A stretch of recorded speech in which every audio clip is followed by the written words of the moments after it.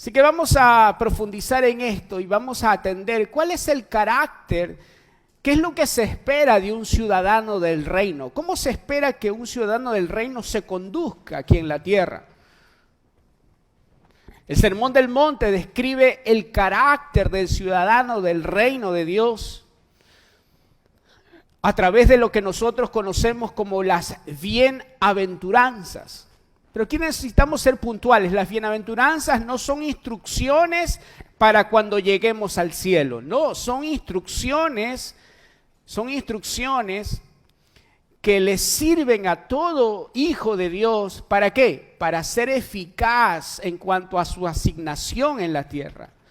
Las bienaventuranzas son el fruto de la vida de Cristo en los santos. Estas bienaventuranzas son el fruto, la evidencia de la vida de Cristo en nosotros, que nos permite ser eficaces, ser operativos, ser funcionales en la tarea que el Señor nos ha dado para ejercer aquí en la tierra. Este carácter de un ciudadano del reino le permite ejecutar con eficacia la voluntad del Rey en la tierra. Y poder ser aquello que Dios dijo que somos, la luz y la sal del mundo. ¿Estamos entendiendo, amados? La bienaventuranza entonces es lo que se espera, ¿sí?, como carácter, como la evidencia de la vida de Cristo en los santos. Con esa actitud de corazón, con ese entendimiento debemos acercarnos a este Sermón del Monte, sabiendo que ahí el Señor está marcando el estándar, la norma, lo que Él espera de nuestra conducta, de nuestra actitud como ciudadanos de un reino inconmovible. ¿Estamos acá, amados? ¿Se entiende? Entonces, lo que se espera de nosotros, decíamos que lo que se espera de nosotros no es que actuemos como Cristo, lo que se espera es que Cristo pueda actuar en nosotros. Entonces, esas bienaventuranzas que describen el carácter del Hijo de Dios no es algo que nosotros podemos lograr en nuestras propias fuerzas, pero el Señor Jesucristo puede lograrlo cuando lo dejamos operar, cuando lo dejamos actuar a través de nuestra vida. ¿Se entiende, amados? La religión te propone esto. La religión te propone esto. Te propone que mengues tú para que Cristo crezca. Sigue siendo eso una operación de la carne. Yo tengo que menguar para que Cristo crezca. Pero no, ese no es el orden. El orden es que Cristo crezca y que yo mengüe. De tal manera que cuando le permito al Hijo de Dios gobernar mi vida, entonces esa vida, la vida del Hijo de Dios, va creciendo en nuestro interior hasta llenarlo todo, y es la expresión de la plenitud que hay en Él la que nos permite ser funcionales en el propósito del Padre. ¿Se entiende, amados? Es que Él crezca en mí para que yo cada vez mengüe más, a fin de que Él pueda ser visto. Lo que el apóstol Pablo entiende, dice: con Cristo estoy juntamente crucificado y ya no vivo yo, ahora Él vive en mí. Entonces, la bienaventuranza es la expresión visible, es la evidencia palpable de la vida de Cristo creciendo en nosotros. ¿Estamos? No es una simulación, no es yo tratando de ser como Él, tratando de actuar como Él actúa, no, es yo dejando que Él actúe en mi vida y a través de mi vida. De tal manera que el carácter del ciudadano del reino descrito en el Sermón del Monte no es otra cosa sino la manifestación de la vida del Rey a través de sus hijos. Es la expresión de la vida de Cristo a través de su cuerpo, que es la iglesia. ¿Estamos acá? Con esto vamos entonces a entrar en materia, las bienaventuranzas. Cuando leemos esta expresión, bienaventuranzas o dichosos, bienaventurados o dichosos, dependiendo de la traducción, algunos tendrán en el texto dichosos, otros tendrán bienaventurados. Debemos darle el sentido de una persona altamente privilegiada. Esa expresión bienaventurado, dichoso, es una persona altamente privilegiada. Las personas que se mencionan en este pasaje, en esta porción de la Escritura, son bienaventuradas, dichosas, privilegiadas. Pero esta no es una promesa para esperar en el futuro, no. Esa bienaventuranza es una realidad que debe ser experimentada y disfrutada por todo hijo de Dios, desde el mismo momento de su conversión al Señor. No es una promesa para el futuro. No serás bienaventurado, ya eres bienaventurado, ya eres dichoso, ya eres privilegiado. La expresión de esa bienaventuranza será un proceso en donde Cristo va siendo gobernante en tu vida. Pero no es una promesa futura, es una realidad que debe ser disfrutada desde el tiempo presente. Las bienaventuranzas no contienen promesas que los ciudadanos del reino deban saber esperar, sino realidades que los hijos del rey deben conocer para disfrutar.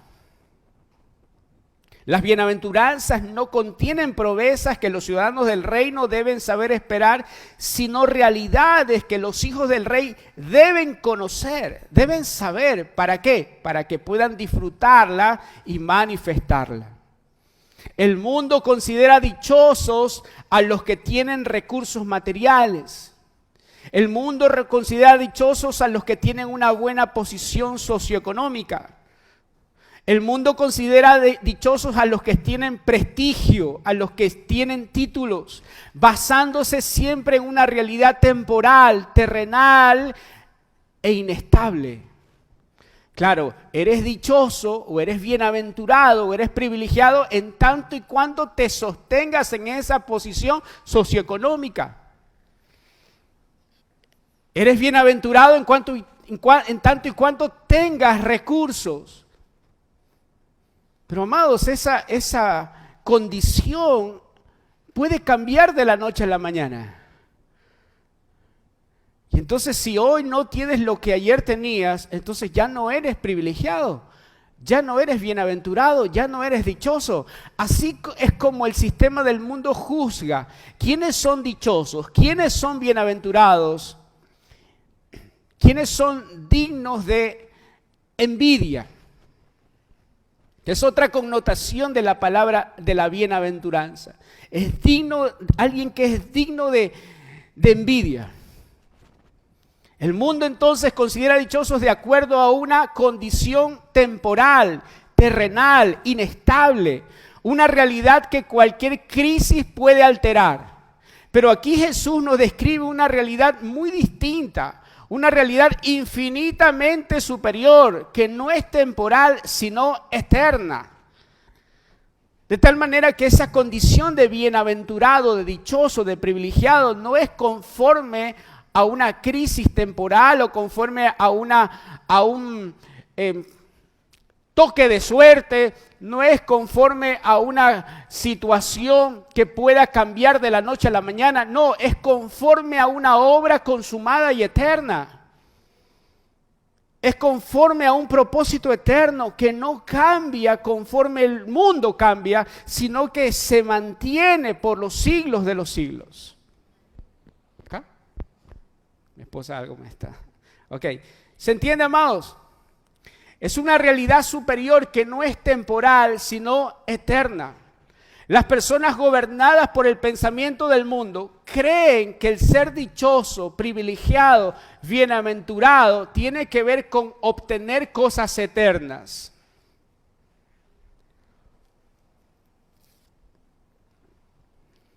La gente gobernada por el pensamiento del mundo cree que ser dichoso,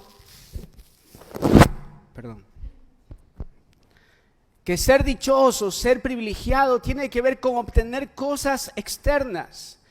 Pero aquí lo que Jesús nos describe como bienaventuranza no es algo externo que debamos alcanzar. No es algo externo que debo alcanzar, sino el fruto de su vida siendo formado en nuestro interior. Mire, eso es una buena noticia, amado. Porque esta bienaventuranza, esta evidencia de estar en Cristo, no es algo que está por fuera. Usted no será dichoso cuando alcance su sueño temporal. Usted no será dichoso cuando tenga el carro nuevo o la casa de sus sueños. No, usted no será dichoso. Usted ya debe ser dichoso. Y usted ya es privilegiado. Usted ya es bienaventurado desde el mismo momento que el Señor lo escogió. Desde el mismo momento que Él se imparte como vida en usted. ¿Se entiende?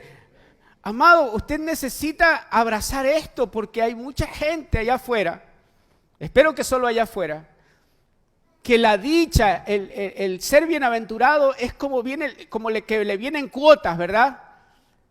Cada vez me acerco más a ser dichoso, cada vez me acerco más a ser privilegiado. ¿Por qué? Porque en su mente esa condición de dichoso, de bienaventurado, tiene que ver con cosas pasajeras, con objetivos temporales. Y no hay nada de malo que usted pueda alcanzar esos objetivos temporales. Lo malo es que usted siga pensando que ahí está su dicha. Lo malo es que usted siga pensando que ahí está la realización de su sueño. Así es como vive el mundo. Y entonces cuando llega a ese lugar se da cuenta que nada cambió en su interior. Que incluso puede llegar a una pobreza mucho más terrible. ¿Por qué? Porque ahora ya no hay nada más adelante que quiera alcanzar. Amados, mucha gente cuando llega a lo que consideraron su meta y encuentra que ahí no hay nada que pueda saciar, que pueda llenar ese vacío, termina por quitarse la vida. Terminan sin tener un sentido para su vida. ¿Por qué? Porque consideraron que la dicha, que el ser bienaventurado, que el ser privilegiado tiene que ver con cosas temporales, pasajeras que debemos alcanzar. Pero aquí el Señor en el Sermón del Monte nos muestra otro camino. Aquí el Señor nos muestra que la bienaventuranza, que el ser dichoso, que el ser privilegiado no tiene que ver con algo que está delante de mí que debo alcanzar, no, sino es con alguien que ya vive en mí y que debe ser manifestado. Jesús nos describe como bienaventuranza a un fruto de vida que debe ser formado en nuestro interior y manifestado hacia afuera. Dígale a la persona que tiene a su lado, eres bienaventurado, eres dichoso, eres privilegiado, si acaso estás en Cristo. ¿Se entiende, amados? Mateo capítulo 5, verso 1. Vamos entonces a entrar en el contexto. Mateo capítulo 5 y verso 1.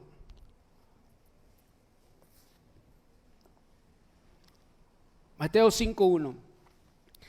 Cuando Jesús vio a las multitudes, subió a la ladera de una montaña y se sentó ahí. Y sus discípulos se le acercaron y tomando él la palabra comenzó a enseñarles diciendo: bienaventurados los pobres en espíritu. Bienaventurados los pobres en espíritu. ¿Por qué? Todo este sermón, todas estas bienaventuranzas traen la respuesta. ¿Por qué es bienaventurado? ¿Por qué es dichoso? ¿Por qué es privilegiado alguien que es pobre en espíritu? Aquí lo dice. Porque de ellos será el reino de los cielos. ¿Cuántos dicen amén? Ah, qué bueno que esté atento. Porque de ellos es. ¿Se da cuenta? No es una promesa. Es una realidad. Porque de ellos es el reino de los cielos. ¿Por qué son dichosos? ¿Por qué son privilegiados los pobres en espíritu? Porque a ellos les ha sido dado el reino de Dios. ¿A quiénes? A los pobres en espíritu. Por favor, subraye esa expresión, porque algunos creen que es a los pobres en cuanto a lo económico. Algunos creen que es a los pobres en cuanto a la mente. No, aquí no está hablando de pobreza mental, aquí está hablando de pobreza o de sencillez de corazón. Dichosos los pobres en espíritu, porque de ellos es el reino de los cielos. Porque el reino de los cielos les pertenece, dice otra traducción. Este es el primer punto que quisiera tratar acá. Aquí Jesús no se refiere a una pobreza mental, sino a una pobreza de corazón. Este es el primer distintivo del carácter de un ciudadano del reino. La primera característica de un ciudadano del reino es la sencillez, la humildad de corazón. No la sencillez de mente. En la sencillez de mente hay ignorancia. En la sencillez de corazón hay humildad. Y usted jamás debería confundir, amado, el ser sencillo de mente con el ser sencillo de corazón. Usted no está llamado a ser sencillo de mente, pero sí sencillo de corazón. No hay ninguna bienaventuranza, no hay ninguna dicha en la ignorancia. De hecho, después de la cruz, la ignorancia, el no saber, el no conocer la verdad, el no conocer al Señor, el ser ignorante en su palabra, la ignorancia es la última trinchera que las tinieblas tienen. ¿Para qué? Para seguir afectando la vida de los hijos de Dios. Si nosotros como hijos no estamos disfrutando de la realidad del reino de nuestro Padre aquí en la tierra, no es por falta de bendición, es por ignorancia.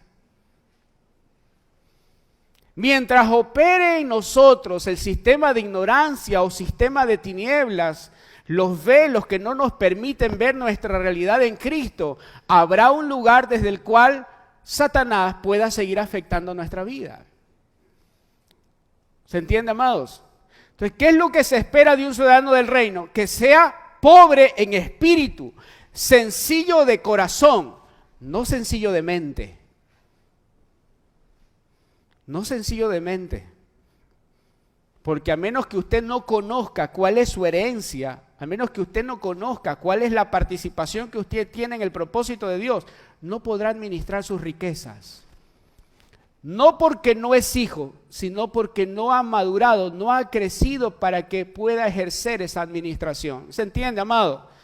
Por eso, amados, yo quiero hacerles un llamado a toda la congregación, a que usted no se conforme con venir el domingo.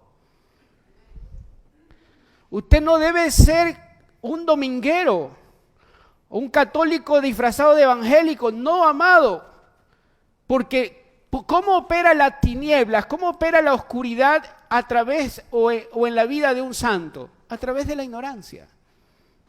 Y si usted no se está preparando, si usted no echa mano de los recursos que hay en esta casa para seguir creciendo en entendimiento, para seguir creciendo en luz, amado, usted va a ser un objetivo y un instrumento de las tinieblas.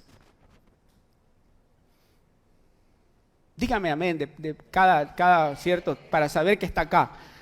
¿Sí? Su instrucción, ¿sí?, debe ser conforme a su llamado. Y usted debe entender que el evangelio no es un hobby de domingo. No es cuando tengo tiempo. Pastor, cuente conmigo el domingo, si voy a... Amado, no es contar contigo el domingo. Es que el evangelio pueda contar contigo. Es que el reino de los cielos pueda contar contigo. Porque una cosa es que te haya sido dado el evangelio, pero otra cosa distinta es que se te confíe el evangelio. Que se te confíe el evangelio. Y el que te confíe el evangelio demanda preparación. Todos nosotros hemos sido aceptados en Cristo Jesús. Y eso no es por nuestras obras, no es por nuestra preparación, es por la obra del Cordero. Pero otra cosa es que seas aprobado. Y el Señor dice a través de Pablo, procura presentarte delante de Dios aprobado.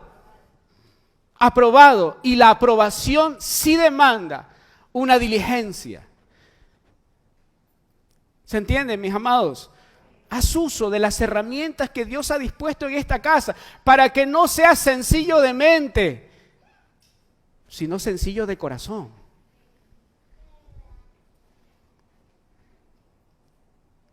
¿Se entiende? Entonces no hay ninguna bienaventuranza, no hay ninguna dicha, ningún privilegio en la ignorancia. Esta bienaventuranza es para los sencillos de corazón. La bienaventuranza no es para los que ignoran, sino para los que saben. ¿Para los que saben qué? Para los que saben que son hijos de Dios, que son hijos del Rey. Para los que saben cuál es su herencia, cuál es la posición que tienen en Cristo, para los que saben cuál es la autoridad que representan, para los que saben cuál es el precio que fue pagado por sus vidas, para los que saben todo esto, pero a pesar de lo que saben, a pesar de todo aquello que se les ha alumbrado por la gracia de Dios, permanecen con un corazón sencillo. Permanecen con una actitud humilde. Permanecen con un espíritu enseñable. Para ellos es esta bienaventuranza. Bienaventurados los pobres en espíritu. Para los que a pesar de que saben, conocen todo lo que en Cristo les ha sido dado, son sencillos, mansos, humildes de corazón. Bienaventurados son aquellos que sabiendo quiénes son y todo lo que pueden hacer en Cristo, entienden que todo lo que son y todo lo que tienen es por la gracia de Dios. Es por la gracia de Dios. Los bienaventurados son los que reconocen su pobreza espiritual. Los bienaventurados son aquellos que, teniéndolo todo en Cristo, se saben necesitados de Dios. Que reconocen a Cristo no solo como su Salvador, sino como el Señor de sus vidas. Los bienaventurados son los que han rendido su vida delante del Rey, los que no confían en sus propias capacidades, los que no ponen su confianza en sus propios méritos, los que se saben bendecidos, agraciados en Cristo, los que saben que lo que han logrado, lo que son, es por medio de la misericordia y del amor de Dios. El pobre en espíritu anhela reflejar el carácter humilde de Jesús. Anhelan que Él sea expresado a través de su vida. Amados, Cristo Jesús jamás va a poder ser expresado en la vida de un orgulloso. Jamás va a poder ser expresado en la vida de alguien que tiene altivez de corazón. Alguien que trabaja para su propia gloria y no para la gloria de Dios. Y aquí lo que el Señor nos dice, el carácter de un hijo de Dios debe ser siempre humilde, sencillo de corazón. De tal manera que en todo lo que es y con todo lo que hace, con todo lo que tiene, el nombre de Dios sea glorificado. De ellos es el reino. Los bienaventurados viven en humildad, sometidos al señorío de Cristo. Y en esa posición reciben su recompensa, que no es un reino terrenal o temporal, sino es un reino inconmovible que no les pertenecerá, sino que ya les pertenece. Gracias por ese amén tan entusiasmado. Los bienaventurados no tienen que esperar al futuro. ¿Por qué? Porque pueden expresar la realidad del reino de Dios, el reino de su Padre, desde aquí, estando en esta tierra.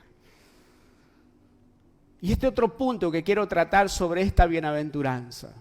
Otra vez, bienaventurados los pobres en espíritu. Subraye, por favor, en espíritu. Aquí Jesús no se refiere a una pobreza mental, como decíamos, pero tampoco se refiere a una pobreza material. No se está refiriendo a una pobreza material. Perdóneme si me trabo en algunas palabras, es por estos fierros que tengo. Me cuesta. Jesús no se refiere a una pobreza material, sino a una pobreza espiritual. Bienaventurados los pobres en espíritu. No son bienaventurados los que tienen recursos materiales, los que no tienen recursos materiales. Son bienaventurados los que no tienen orgullo en su corazón. Lo malo no es tener dinero en el bolsillo, lo malo es tener dinero en el corazón. Bienaventurados los pobres en espíritu, dichosos los que carecen de altivez, los que aún teniendo abundancia de recursos se saben necesitados de la gracia de Dios. Es lo que está diciendo el Señor. La pobreza financiera no es ninguna bienaventuranza y mucho menos es una señal de espiritualidad. La escasez de recursos no es una señal de humildad ni de espiritualidad en la vida de una persona. Amados, hay gente pobre en cuanto a lo material que es muy altiva de corazón. Hay gente pobre en lo material que es altiva de corazón, que le cuesta pedir ayuda, que le cuesta pedir perdón, que le cuesta saberse necesitado de la gracia de Dios a través del cuerpo de Cristo. Pero hay gente rica en cuanto a lo material que es humilde de corazón. Por lo tanto, esta bienaventuranza no tiene que ver con la condición del bolsillo, sino con la condición del corazón, del hombre interior. Pero ¿de dónde surge o pudiera surgir esta confusión? Porque tal vez por mucho tiempo la iglesia creyó, ¿verdad?, que la pobreza en cuanto a lo material es un sinónimo de humildad o de espiritualidad. ¿Dónde se distorsionó esta bienaventuranza o este sermón que el Señor nos da a través de la palabra? ¿Dónde empezamos a abrazar la idea de que una persona humilde debe lucir pobre? ¿Dónde empezamos a considerar que es un sinónimo pobreza material con humildad o sencillez? ¿Dónde empezamos a abrazar esa idea? O que la pobreza es sinónimo de humildad o de espiritualidad. ¿Sabe de dónde surge esto? ¿Cuál es el origen de este pensamiento de la iglesia? Cuando reemplazamos la realidad del reino por una religión. Cuando reemplazamos la realidad del reino por una religión humana. Para la religión lo importante es la apariencia. Entonces, para la religión la humildad no se trata del fruto del Espíritu, sino de una apariencia que debo sostener, de una imagen que debo sostener delante de los demás. Entonces, si luzco pobre, si luzco un necesitado, entonces eso será sinónimo de humildad, de sencillez.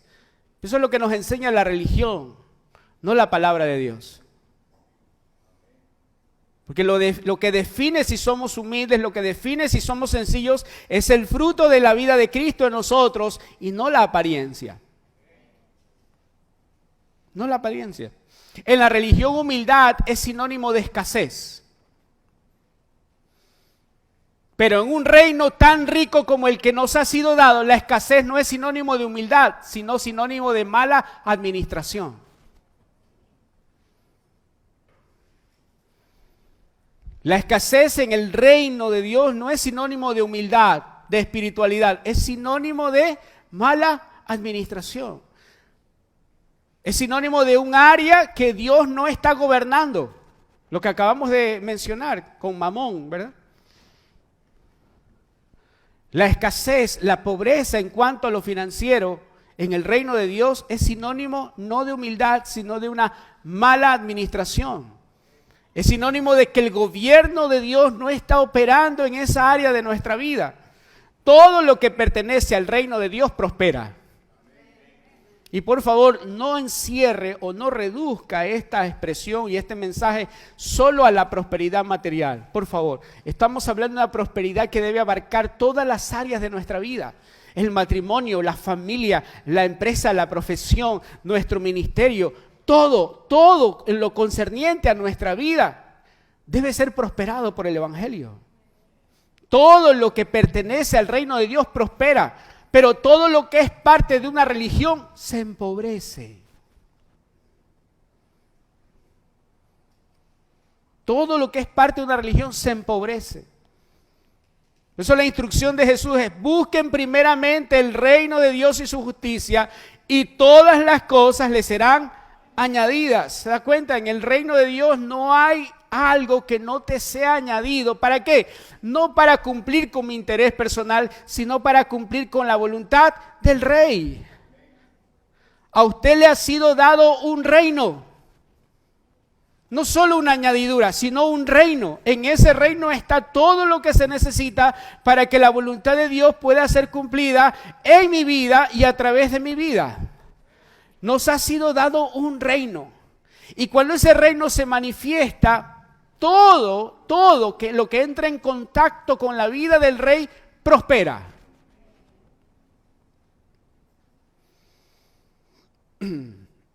Hay un testimonio en el Antiguo Testamento de un hombre llamado Obed-Edom. No voy a entrar ahí porque estoy seguro que usted se sabe la historia mejor que yo. Pero hay un principio, ¿verdad?, en la vida de este hombre, de su familia.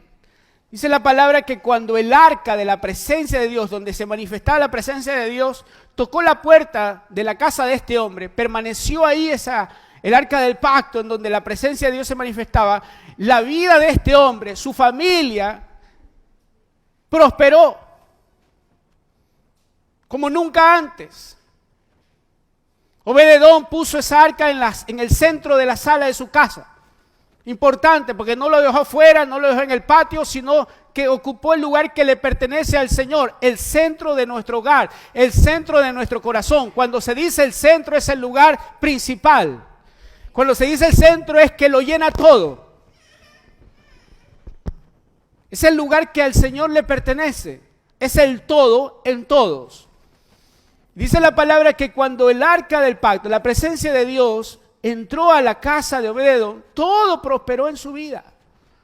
Lea, por favor, cuando tenga un espacio de tiempo, lea la historia de este hombre, cómo nombró a sus hijos. Todo tiene que ver con una vida de adoración a Dios. Todo prosperó en su vida.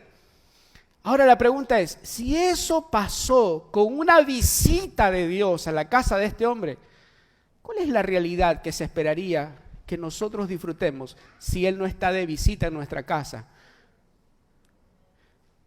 Si ese Dios que prosperó la casa de Obed-Edom cuando estuvo de visita, si ese Dios habita en nosotros, que somos la casa de Dios, ¿qué es lo que se debería esperar de nosotros? Pero dígamelo, por favor, ¿qué es lo que se debería esperar de nosotros? Que prosperemos por amor al Señor. Dígalo con confianza, con convicción, que prosperemos. Porque no está en el asunto de visitarnos, de pasarnos de visita, no, sino de habitar en esta casa, en este templo. Y por favor, no estamos hablando del evangelio de la prosperidad. Este mensaje, el mensaje del evangelio de la prosperidad, ve la prosperidad como un fin que el hombre debe alcanzar.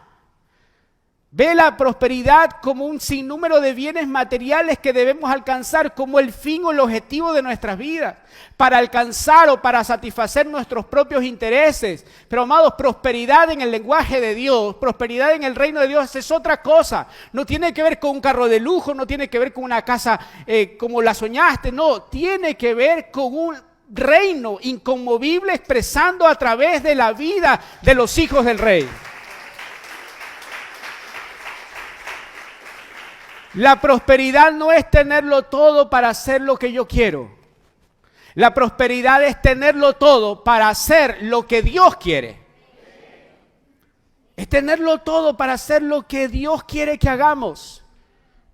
Por eso es que la prosperidad no es algo que yo debo de alcanzar. Es el fruto de lo que en Cristo ya tengo expresándose en mi vida. De tal manera que la prosperidad no es un fin, sino un medio para hacer su voluntad.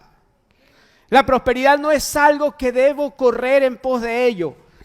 Es el fruto de una buena administración, de la herencia que ya tengo en Cristo Jesús.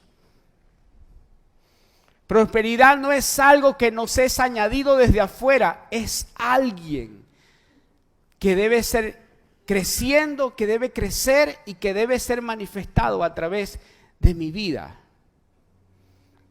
Si queremos ser fieles en nuestra asignación, en nuestra administración, debemos permitir que la vida de Cristo prospere en nuestro interior para que Él sea prosperando todas las áreas que están bajo nuestro cuidado. ¿Se está entendiendo, amados?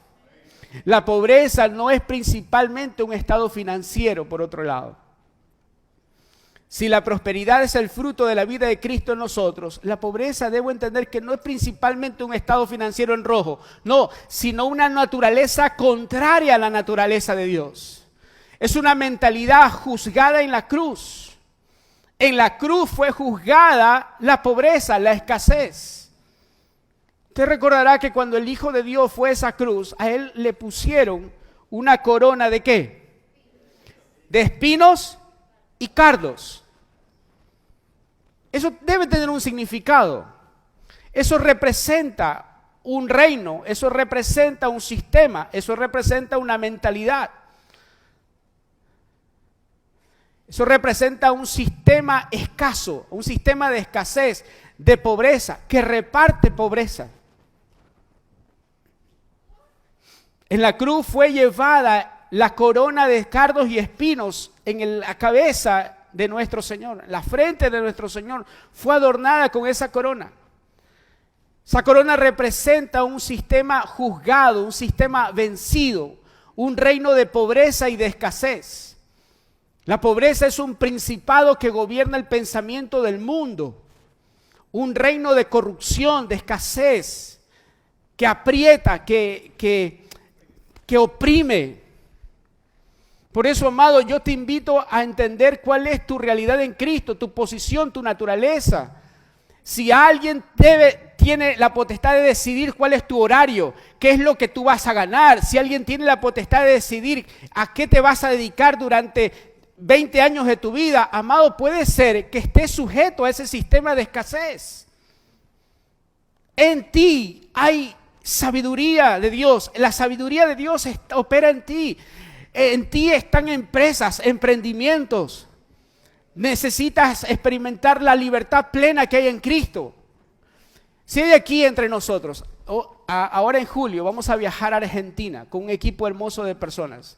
Pero si alguno entre nosotros no pudo asistir, ¿por qué? Porque el horario no me permite, porque los recursos no me permiten. Amado, necesitas reconciliar todas tus áreas en Cristo y entender que está bien por un tiempo, que puede servirte como adiestramiento, que puede servirte como enseñanza, pero no está bien que te extiendas por un X número de años y seguir viviendo en esa realidad. Necesitas entender que debe ser el Señor quien determine cuál es tu horario, que determine cuál es tu agenda, que determine cuál es tu ingreso. El Señor, no un sistema del mundo.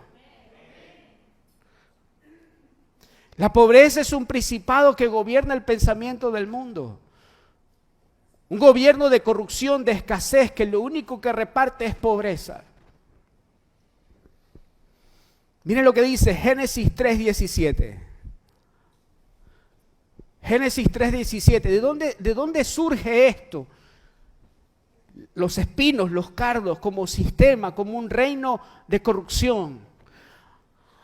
Génesis 3:17, este es el contexto de la caída del hombre, de la separación del hombre de la presencia de Dios. Y al hombre le dijo, por cuanto le hiciste caso a tu mujer y comiste del árbol que te prohibí comer, maldita, mira, esta es la consecuencia, maldita será la tierra por tu culpa. Con penosos trabajos comerás de ella todos los días de tu vida. Amado, el trabajo no debe darte pena. El trabajo no debe provocar en ti esa aflicción. Es lunes otra vez. Si eso está provocando el trabajo, quiere decir que estás operando en un sistema caído. Con penosos trabajos comerás de ella todos los días de tu vida. La tierra, miren lo que le producirá la tierra en este sistema. La tierra te producirá ¿qué? Cardos y espinas. No dice que no trabaja, dice que cuando trabaja la tierra, ¿qué es lo que le produce? Cardos y espinas. Y comerás hierbas silvestres. Te ganarás el pan con el sudor de tu frente. Amado, eso no es un motivo de orgullo, esa es la consecuencia del pecado. Pastor, yo me gano el pan con el sudor de mi frente. Eso es la consecuencia del pecado, la consecuencia de el hombre haberse separado de Dios. Porque tú no fuiste diseñado para ganarte el pan con el sudor de tu frente. Tú fuiste diseñado para vivir por la fe. Porque es la palabra de Dios tu sustento. Es la palabra de Dios aquello que provee para tu vida. ¿Se entiende, amados? Te ganarás el pan con el sudor de tu frente hasta que vuelvas a la misma tierra de la cual fuiste sacado, porque polvo eres y al polvo volverás. El hombre sin Dios solo es polvo. El hombre sin Dios solo es polvo. Es parte de un sistema temporal, inestable. Su vida se va así, como polvo. Porque polvo eres y al polvo volverás. Por causa del pecado el hombre entró en conflicto, no solo con Dios, sino con la tierra. Pero en la cruz, diga conmigo, en la cruz. En la cruz fuimos reconciliados con el Creador, pero también con la creación. Ahora esa creación ya no produce espinos y cardos, sino que ahora esa creación nos entrega de sus riquezas. ¿Para qué? Para que los hijos de Dios, a quienes les ha sido entregado el reino, puedan administrar las riquezas que son su herencia. Que son su herencia. Antes la tierra nos entregaba cardos y espinos, pero en Cristo nos entrega sus riquezas. Sus riquezas. Pero lo que pasa es que si los hijos del rey, quienes son los herederos del Padre, siguen ignorando esta realidad y creen que hay bienaventuranza en la pobreza material, creen que eso es humildad, los hijos del diablo seguirán administrando las riquezas que por heredad nos pertenecen a nosotros. ¿Se entiende, amado? Aquí hay un principio creacional. Todo lo que ha sido creado encuentra su sustento, encuentra su provisión en su lugar de origen. Por eso en Génesis 1, cuando el Señor dijo, produzca la tierra seres vivientes, la tierra produjo animales, ganado, produjo todo tipo de seres vivientes, seres terrestres.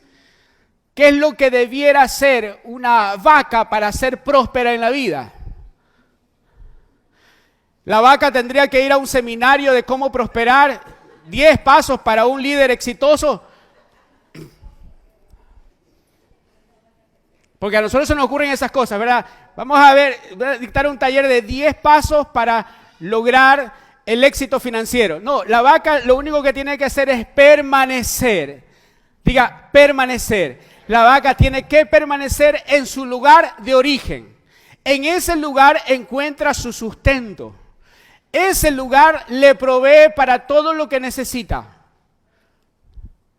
Pero cuando Dios hizo al hombre, no le habló a la tierra, se habló a sí mismo y dijo, hagamos al hombre a nuestra imagen, conforme a nuestra semejanza. ¿De dónde salió Dios? ¿De dónde salió el hombre? No de la tierra. Ese hombre terrenal es un hombre que se separa de Dios, que se separó de Dios. El hombre como diseño salió de Dios. Por lo tanto, lo que debe hacer el hombre para prosperar no es otra cosa sino permanecer en la fuente, permanecer en su origen, permanecer en el Señor. Es imposible que un pez prospere por fuera del agua. Así es imposible que prosperes separado de Dios. Todo este principio está regado en todas las escrituras. Salmo 1, bienaventurado el varón que puso su confianza en el Señor.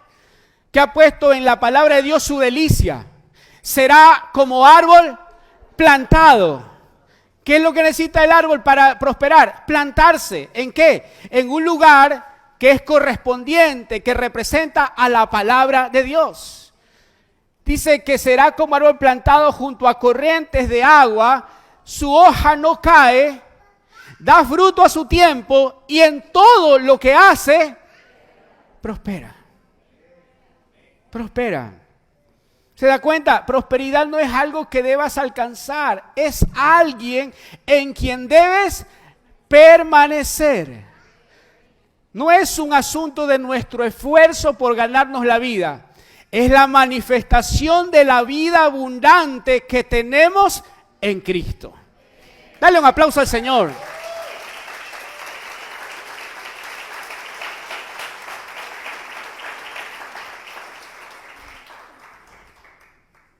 No vamos a tener tiempo de completar, pero si el Señor, su vida, es la fuente de toda prosperidad, ¿cuál será la fuente de la pobreza?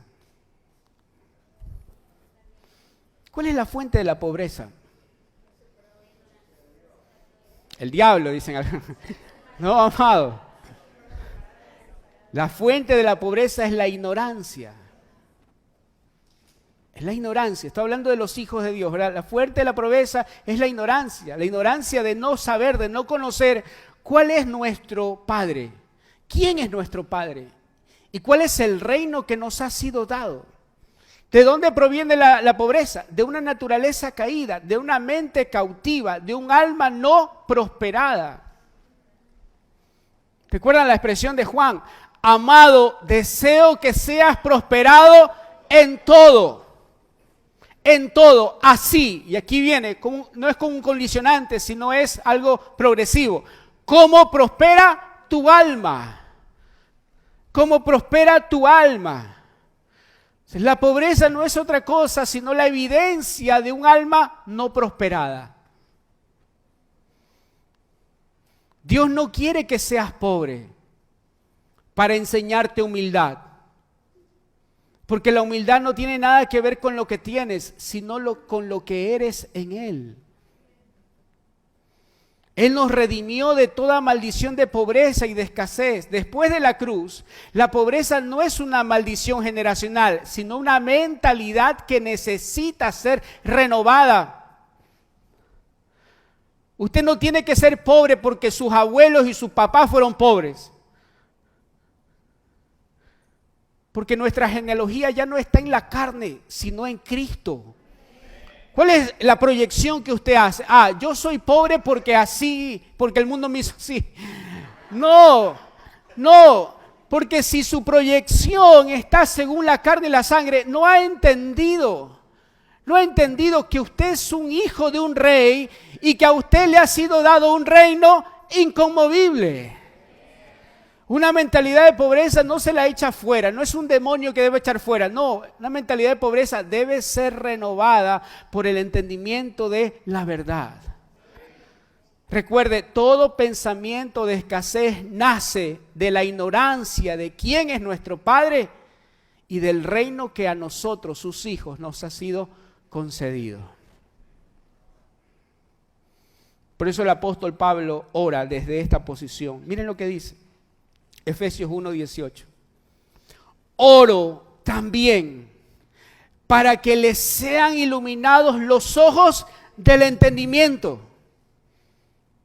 ¿Para qué oraba Pablo? No para que nos sea dada una bendición económica, no para que nos sea dada una bendición adicional, no. Oro para que nos sean iluminados los ojos del entendimiento. ¿Para qué? Para que sepamos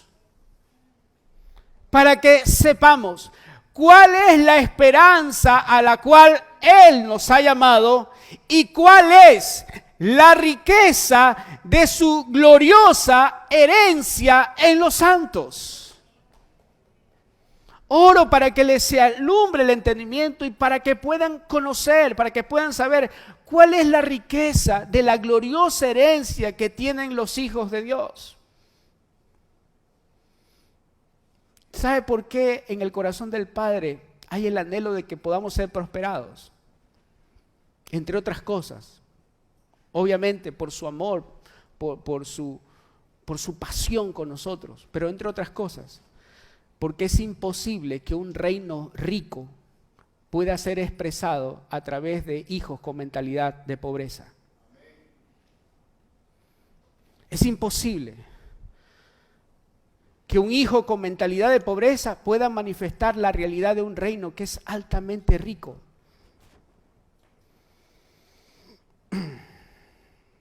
Termino con esto. Es algo que he mencionado antes, pero qué bueno traerlo acá. Hace tiempo se hizo un experimento social en un país de acá de este continente.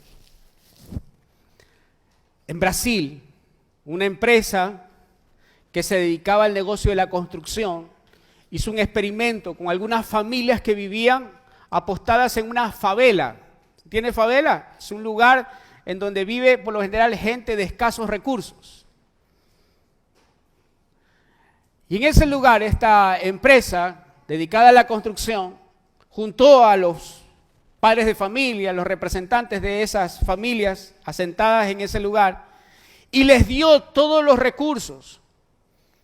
Dijo, tenemos aquí, lo que más tenemos nosotros es material para que ustedes construyan. Tenemos todo lo que se necesite para que ustedes puedan edificar sus hogares. Así que vamos a proveerles de todo lo que necesitan ustedes para levantar la casa para sus familias. ¿Sabes lo que sucedió? ¿Sabes lo que se comprobó con este experimento social? Cuando los padres de familia recibieron estos recursos, terminaron edificando exactamente lo mismo en lo que vivían antes. No es ausencia de recursos, es mentalidad de pobreza. Es mentalidad de pobreza. ¿Se entiende, amados? Dentro de ti, asignadas a tu vida, consignada a tu asignación, están las inescrutables riquezas de la gracia de Dios.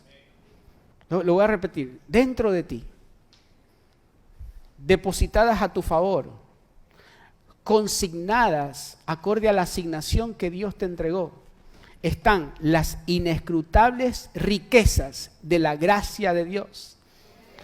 Este es todo el capital que necesitas, no solo para que prosperes, sino para hacer prosperar a todo aquello que está bajo tu administración. Amados, y vamos a orar con este entendimiento. Miren, el no entender esto pudiera llevarnos a limitar la expresión de esa incalculable gracia. Podría llevarnos a limitar la expresión de esa herencia inescrutable. Y quiero recalcar esto. En ti hay empresas, en ti hay proyectos, pero ¿sabes? En ti hay algo mucho mayor. En ti está la sabiduría de Dios, la mente de Cristo. ¿Para qué? ¿Para qué? No para que prosperes y cumplas con tus intereses personales, no, sino para que el reino de Dios pueda ser manifestado plenamente en esta tierra. Amén, amado. Póngase de pie, por favor. Vamos a orar. Póngase de pie, vamos a orar. ¿Sabes lo que el Señor me recordaba? Cuando Él crea al hombre, cuando Él creó a Adán, todo lo que usted puede ver en cuanto a lo natural, empresas, industrias, todos los productos manufacturados, toda la industria estaban dentro de ese hombre. Toda la administración de las riquezas naturales estaban en ese hombre. Dios no tuvo que crear empresas, Dios no tuvo que crear organizaciones, Dios no tuvo que crear industrias, porque cuando Dios creó al hombre, puso dentro de él todo lo que se necesitaba para desarrollar, para administrar las riquezas de esta tierra. Pero nosotros tenemos una posición que es superior a la de Adán. ¿Sabe por qué? Porque a nosotros no se nos dio solo un alma, no se nos dio solo una capacidad para administrar. Nosotros no estamos en el primer Adán, nosotros estamos en el postrer Adán, en el Hijo de Dios. Y en Él no tenemos una parte, una porción de la sabiduría del Padre. Él es la sabiduría de Dios. Él es la capacidad de Dios. Él es nuestra herencia. Si Adán pudo, bajo esa condición de alma viviente, desarrollar, sacar de su interior todo lo que se necesitaba para administrar los recursos de esta tierra, ¿cómo no nosotros, estando en Cristo Jesús, echaremos mano de esta vida eterna, de esta vida indestructible, de la inescrutable gracia de Dios para administrar sus riquezas y colaborar en el avance de su reino? ¿Cómo no nosotros, si estamos en Cristo Jesús? ¿Cómo no podemos prosperar nosotros si Él es nuestra herencia? Papá, te damos gracias, Señor. Nuestra mente natural no alcanza a entender, no alcanza, Señor, a comprender las inescrutables riquezas que hay en ti. Pero por fe entendemos, Señor. Por fe podemos administrar esta herencia. Sometemos todo pensamiento de escasez, de pobreza, todo pensamiento que nos amolda, que nos conforma al sistema del mundo, que pretende delinear nuestra agenda, que pretende definir nuestros horarios, que pretende definir aquello que ganamos, Señor. Lo llevamos cautivo a la obediencia de Cristo. Llévanos, Señor, a entender que no somos esclavos de este sistema, que somos tus hijos, Señor, y que a ti te ha placido darnos tu reino. A ti te ha placido darnos tu reino, Señor. Oramos, papá, para que un pensamiento de pobreza no pueda limitar la expresión de un reino altamente rico como el tuyo. Oramos, Señor, sácanos de todo lugar, sácanos de todo sistema que aprieta la vida, que empobrece, que hace que pensemos de manera escasa. Sácanos de todo lugar en donde nos hemos acomodado, donde nos hemos amoldado a tener lo justo, a tener aquello que el mundo determina que debamos tener. Y llévanos a pensar y administrar conforme a nuestra realidad en Cristo Jesús. Bienaventurados los pobres en espíritu, porque a ellos les pertenece el reino de Dios. Llévanos a entender, Señor, que nosotros somos esos dichosos, los privilegiados, los bienaventurados, que con sencillez de corazón, con humildad de espíritu, con mansedumbre en nuestra alma, administramos tus tesoros, administramos tus riquezas, para que tu gloria, Señor, sea conocida en toda la tierra. A ti todo el honor, a ti la honra, Señor, en todo lo que somos, con todo lo que tenemos y en todo lo que hagamos. Que tu nombre sea exaltado. En el nombre de Cristo Jesús. Amén y amén.